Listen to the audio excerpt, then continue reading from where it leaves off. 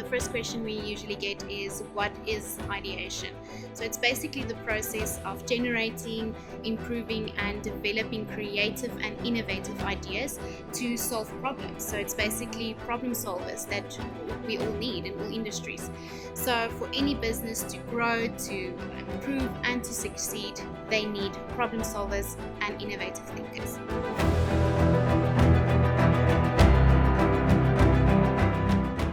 Inscape, we don't believe just in the traditional teaching methods.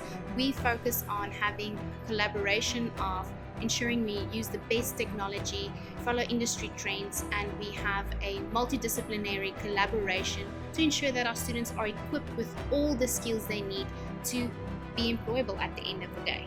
You know, the world is constantly changing, and so are the jobs of the future changing.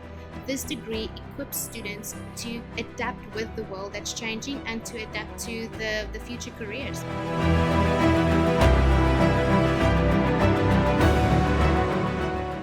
In any industry, they need creative thinkers, they need problem solvers. If you think about the education industry, there are always new opportunities. If you think of business, internally and externally, there are processes that needs to be improved, there are customers that we need to serve better.